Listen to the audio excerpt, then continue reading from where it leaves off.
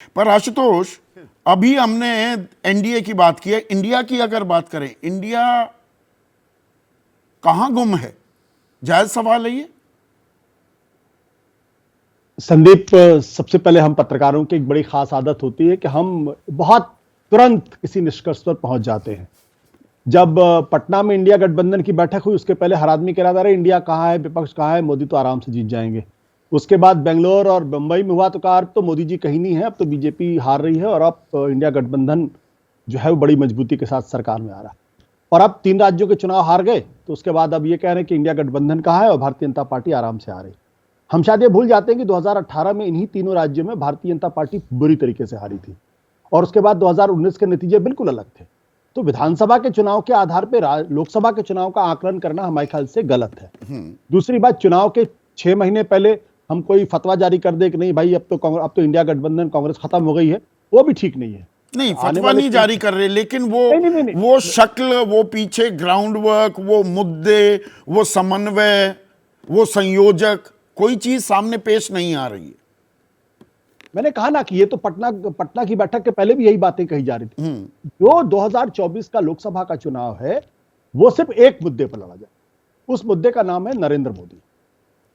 या तो नरेंद्र मोदी के पक्ष में वोट पड़ेगा या नरेंद्र मोदी के खिलाफ वोट पड़ेगा।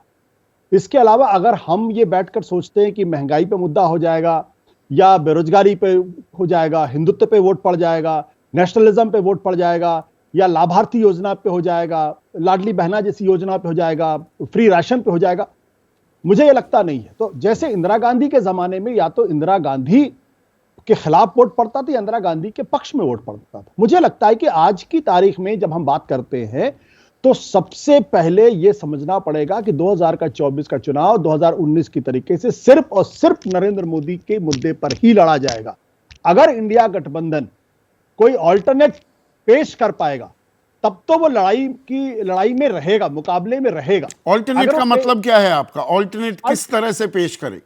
अल्टरनेट का मतलब देखिए, अगर आप इस विधानसभा के चुनाव का भी अगर आकलन करें तो आपको इस बात का, जो लोग ये कह रहे हैं कांग्रेस पार्टी खत्म हो गई, तीनों राज्यों के अंदर कांग्रेस पार्टी 40% वोट पर बैठी हुई। और मैं अभी सीएसडीएस का सर्वे भी देख रहा था, जो सीएसडीएस का सर्वे बड़ी दिलचस्प बातें बताता है।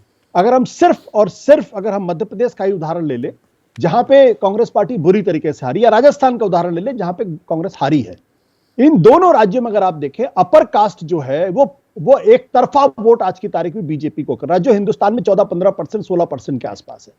दूसरी तरफ मुस्लिम वोटर जो है वो आंख बंद करके आज की तारीख में बीजेपी के खिलाफ वोट कर रहा है और राजस्थान में तो उसने 85% वोट किया है, मध्य प्रदेश में 85% वोट किया और राजस्थान के अंदर उसने 90% वोट किया है। अब यहां पेच फंसता ओबीसी का, दलित का और आदिवासी का। ओबीसी वोटर में आज की तारीख में बीजेपी कांग्रेस से आगे है, लेकिन अगर आप दलित और आदिवासी देखेंगे तो जो तमाम दावे किए जा रहे थे कि हमने आदिवासी प्रेसिडेंट बना दिया, सारा आदिवासी वोटर जो है वो बीजेपी के पास चला गया, ऐसा है नहीं।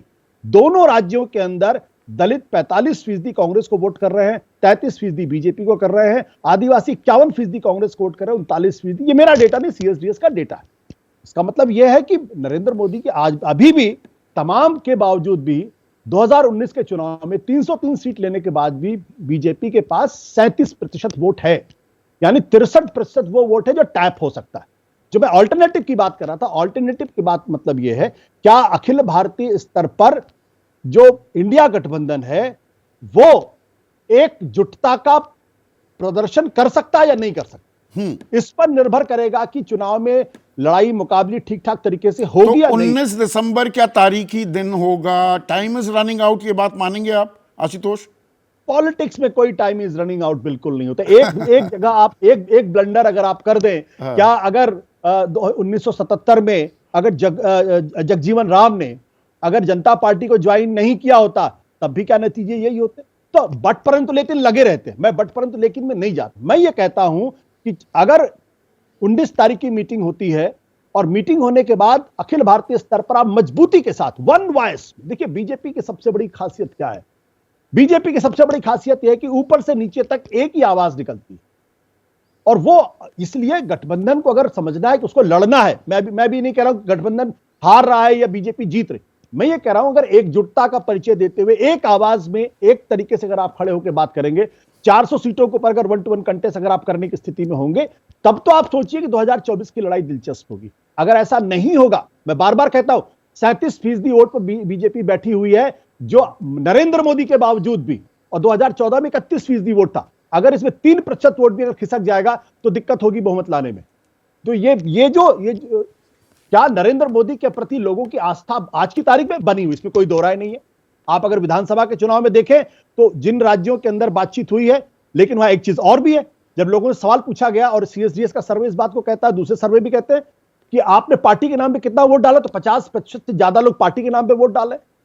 कैंडिडेट के नाम पे कितना डालें, करें 25%। नरेंद्र मोदी के नाम पे कितना प्रतिशत वोट डालें, 15%। राहुल गांधी के नाम पे कितना वोट डालें, 2%। तो इसलिए जब 24 में नरेंद्र मोदी मुद्दा होंगे तो सारे इकोनॉमिक्स बदल जाते हैं, सारे डायनेमिक्स बदल जाएंगे। तो डायनेमिक्स बदलते हैं, इसीलिए 19 तारीख भी महत्वपूर्ण है।